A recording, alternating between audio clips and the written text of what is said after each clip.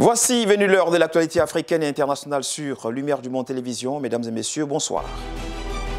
Au sommaire de ce journal, la guerre en Ukraine n'est pas sans conséquences sur la communauté des étudiants africains vivant dans le pays. Des vidéos sur les réseaux sociaux témoignent du sort réservé à cette jeunesse africaine victime de racisme. Vous entendrez dans votre journal la réaction de l'Union africaine sur la question. Et puis un convoi militaire d'une 60aine de kilomètres s'est dirigé ce matin vers Kiev, la capitale ukrainienne, accentuant ainsi les risques pour les populations. Plus de 500 000 personnes ont déjà fui le pays. La situation reste très inquiétante dans la région. Le nouvel entraîneur de l'équipe nationale camerounaise de football s'appelle Rigobert Song. L'ancien international a été nommé à ce poste par le nouveau patron du football camerounais, son ancien coéquipier Samuel Eto'o. La mission de Song à court terme sera de qualifier les Lions indomptables pour la prochaine Coupe du Monde au Qatar. Ce journal sera largement dominé par la crise russo-ukrainienne. Nous le démarrons comme de tradition en Afrique. Nous sommes au Zimbabwe où au moins 16 personnes qui seraient de la ZANU-PF, le parti au pouvoir, ont été arrêtées. Elles seraient impliquées dans les violences qui ont fait 22 blessés et 1 mort dimanche lors d'un rassemblement de l'opposition. La police zimbabwéenne a interpellé 16 personnes en lien avec les violences de dimanche qui ont coûté la vie à 1 personne et blessé 22 autres. Des assaillants qui appartiendraient à la ZANU-PF, le parti au pouvoir, selon un document de la police locale.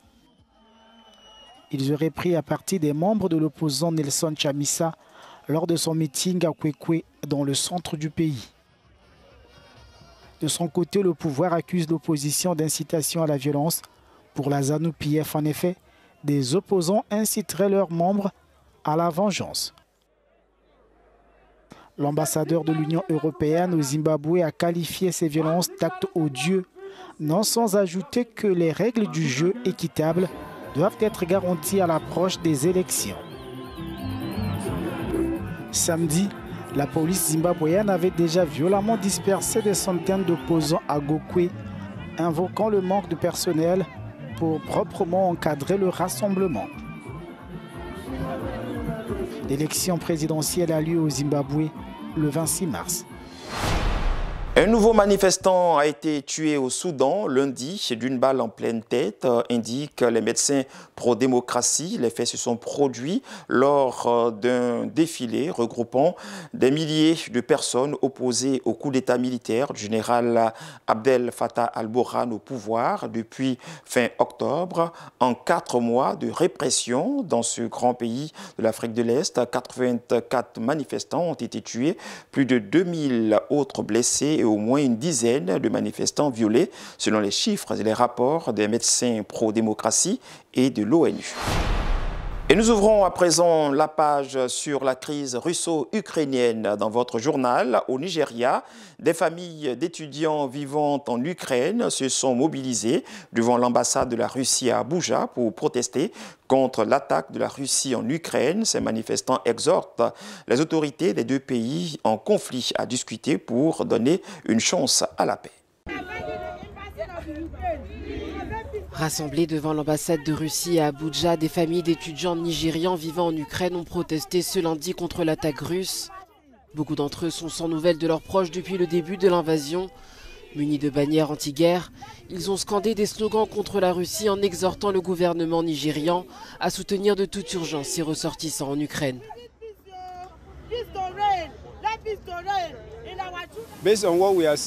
Avec ce que l'on voit à la télévision et ce que l'on entend, nous n'arrivons pas à dormir. C'est pourquoi nous sommes ici aujourd'hui, pour dire au gouvernement russe et ukrainien de négocier et de donner une chance à la paix. Sur les réseaux sociaux, les témoignages d'étudiants se multiplient. Pour la plupart, ils décrivent des comportements racistes. Face aux accusations, l'Union africaine s'est dit particulièrement préoccupée. Le Nigeria a exhorté l'Ukraine à traiter avec dignité ses citoyens. La crise ukrainienne n'est pas sans conséquences sur les communautés des étudiants africains vivant dans le pays. Des vidéos sur les réseaux sociaux témoignent du sort réservé à ces jeunes Africains victimes de racisme. Ils sont interdits d'avoir accès aux trains. Nombreux sont ceux qui sont donc bloqués dans le pays, ne pouvant franchir la frontière polonaise. Les faits sont confirmés par de nombreux étudiants. Cette différence de traitement entre Européens et Africains s'est invité à la tribune des Nations Unies. On écoute à ce propos l'ambassadeur du Gabon aux Nations Unies. Je tiens à donner écho aux cris d'alarme de ressortissants et étudiants africains, y compris les étudiants de mon pays, qui, fuyant la guerre en Ukraine, se heurtent à des discriminations dans leur exode et leur quête d'abri. De nombreux témoignages parlent d'actes de racisme. Cela est inacceptable. Nous demandons le respect de la dignité et appelons à un traitement équitable de toutes les personnes en détresse. C'est le lieu pour mon pays d'amplifier l'appel de l'Union africaine au respect du droit international qui s'applique en pareilles circonstances et qui prescrit un égal traitement pour toute personne franchissant les frontières internationales dans un conflit. Acte de racisme contre les étudiants africains en Ukraine. L'Union africaine a condamné dans un communiqué le traitement, je cite, choquant, raciste et inacceptable. Les témoignages se multiplient. Des Africains se voient bloqués au passage de frontières, surtout avec la Pologne. Lundi, l'Union africaine a décidé de réagir officiellement. Macky Sall, président du Sénégal et de l'Union africaine, ainsi que le Tchadien Moussa Faki, président de la Commission de l'Union africaine, rappellent ensemble que toute personne a le droit de franchir les frontières pendant un conflit et devrait bénéficier des mêmes droits, quelle que soit sa nationalité et son identité raciale. Fin des citations. À l'opposé de ces actes racistes contre les Africains, certains Ukrainiens manifestent plutôt de l'amour et de la solidarité. C'est le témoignage d'un jeune ressortissant congolais au micro de nos confrères de France 24. On l'écoute. La population ukrainienne s'est vraiment organisée et nous avons tous apprécié cela. Après, à tous les 100 ou 200 mètres, il y a des volontaires qui ont amené des biens, de l'eau, de la nourriture pour enfants. Les volontaires sont là, ils sont en train de donner de la nourriture à tout le monde, de l'eau, du café, du lait et voire même des pampers pour bébés. Le peuple ukrainien vraiment s'est organisé afin que toutes les personnes qui quittent le pays ne puissent manquer de rien, qu'ils ne puissent pas quitter le pays affamé. Au Sénégal, des familles sont dans l'inquiétude parce que sans nouvelles de leurs proches vivant en Ukraine. C'est l'exemple de la famille du footballeur Sama Diallo, sociétaire du Dynamo de Kiev. Une situation aujourd'hui que moi je déplore. Et j'avoue que j'étais très inquiet au début. Bon, parce que c'est un jeune quand même pas 20 ans, qui est loin de ses parents, loin de son terroir, et qui est en train de subir des assauts, des bombardements. On sait qu'il y a de quoi quand même s'inquiéter, il y a de quoi vraiment être très malheureux. Il y a une partie de moi qui est là-bas et qu'il faut que je sache, au moins pour ma quiétude, que je puisse savoir. Donc tous les matins, toute la journée, je regarde France 24 pour être au diapason de ce qui se passe là-bas. Bon, je vois que puisque des négociations ont entamé, peut-être que ça durera plus longtemps. Voilà. Mais en tout cas, c'est 5 jours terribles. Hein. Bon, heureusement, maintenant, nous, nos compatriotes ont été transférés en Pologne. Crise ukrainienne toujours au Maghreb. Des familles manifestent à travers des sittings pour demander aux autorités de rapatrier leurs enfants bloqués en Ukraine. On a également appris la mort d'un jeune Algérien dans les bombardements de l'armée russe. Comment ces pays sont-ils positionnés vis-à-vis de ce conflit? On écoute l'analyse du politologue algérien Asni Ababi. Il intervient sur les antennes de nos confrères de France 24. Globalement, c'est une position prudente dans tous les pays du Maghreb. L'Algérie a une autre, disons, position parce qu'elle est courtisée, c'est vrai, par plusieurs pays européens. C'est le 3e fournisseur en gaz de l'Europe, après la Norvège et la Russie. Et en même temps, la Russie est le premier client en termes d'armement de la Russie. Et c'est pourquoi sa position, elle est très délicate, à la fois d'être un pays qui est aujourd'hui indispensable pour l'Europe et en même temps, elle veut conserver des bonnes relations avec la Russie sans avoir la capacité de production du gaz comme c'est le cas de la Russie. Le Maroc est dans une situation très difficile. Il a connu une saison très difficile en matière, bien sûr, d'agriculture. Et c'est un pays qui importe énormément de blé de la Russie et de l'Ukraine. Donc, à la fois, il est soumis à l'augmentation du prix du gaz et du pétrole, et en même temps, il doit aussi se tourner vers d'autres marchés pour son pain quotidien. L'Ukraine et la Russie, c'est le panier comme alimentaire de plusieurs États du Maghreb. Un convoi militaire d'une 60aine de kilomètres s'est dirigé ce matin vers Kiev, la capitale ukrainienne, accentuant ainsi les risques pour les populations. Plus de 500 000 personnes ont déjà fui le pays. La situation reste très inquiétante dans la région. Alors qu'un important convoi militaire russe se rapproche des portes de Kiev, les civils tentent par tous les moyens de quitter la ville. De nombreux Ukrainiens affluent vers la gare centrale, espérant fuir à temps les combats. Nous partons aujourd'hui car nous avons très peur d'être tués par des soldats russes. Nous sommes terrifiés qu'une roquette détruise notre maison, notre abri sous terre. Nous essayons juste de partir afin de rester en vie. Nous emmenons nos enfants, nos chats, et nous aimerions leur trouver un endroit sûr.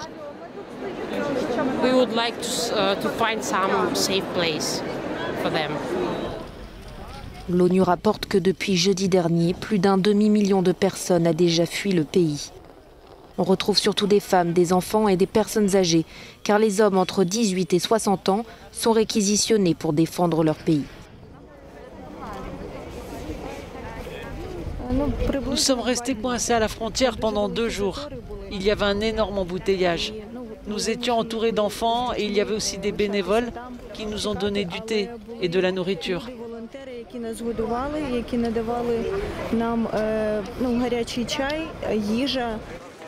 Les réfugiés se dirigent vers les pays frontaliers, dont en Roumanie, où 35 000 personnes sont déjà arrivées.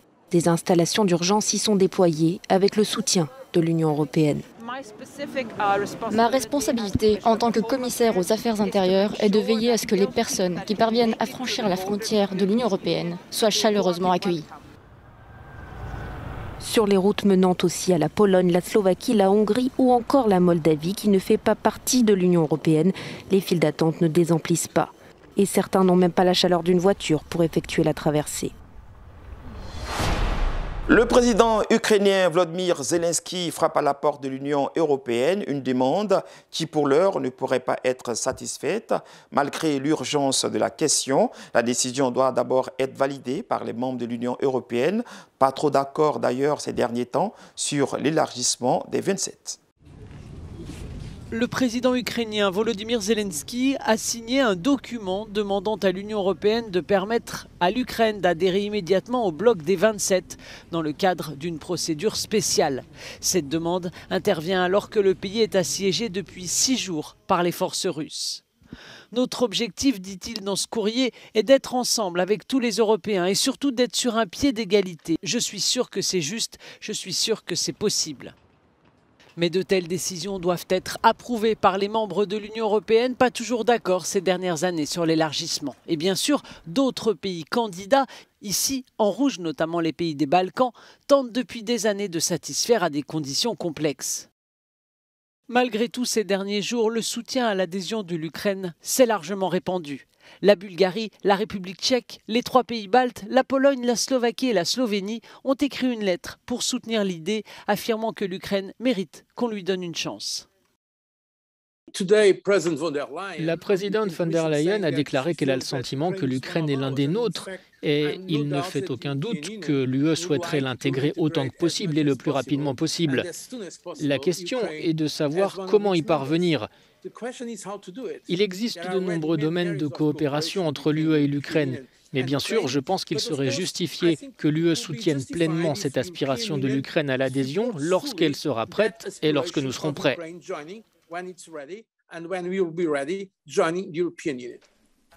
La priorité est désormais d'apporter un soutien pratique à l'Ukraine plutôt que de discuter des questions à long terme.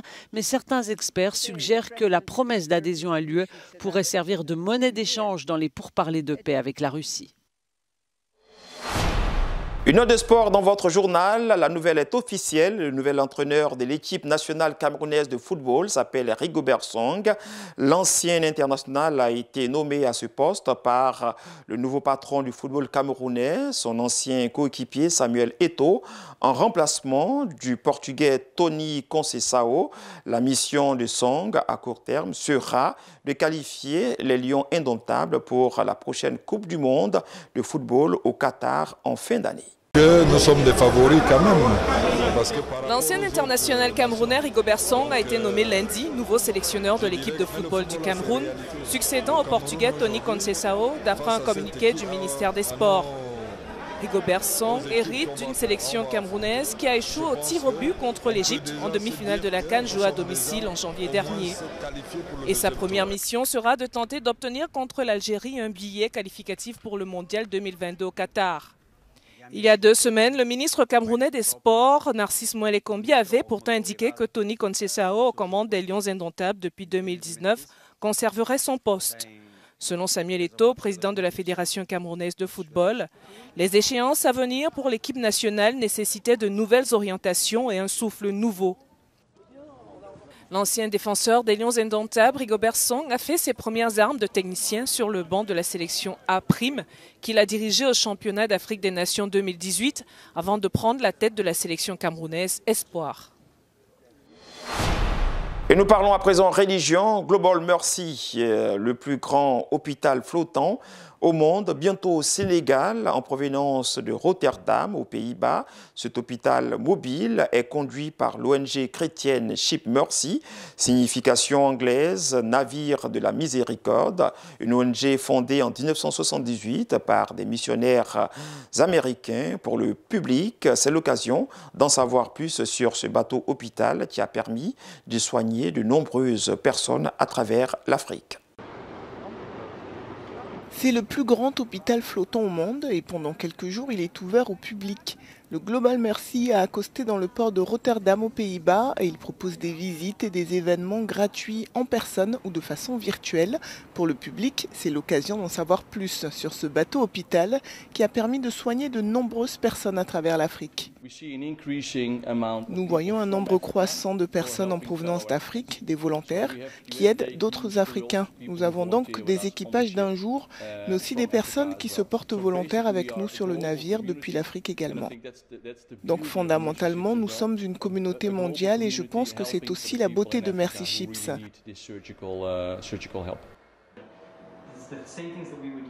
Mercy Ships, qui signifie navire de la miséricorde, est une ONG fondée en 1978 par des missionnaires américains avec pour but d'améliorer l'accès aux soins de santé dans les pays d'Afrique. L'ONG apporte par exemple des soins de santé gratuits dans les domaines de la gynécologie, de l'ophtalmologie, de la chirurgie, mais aussi des soins dentaires.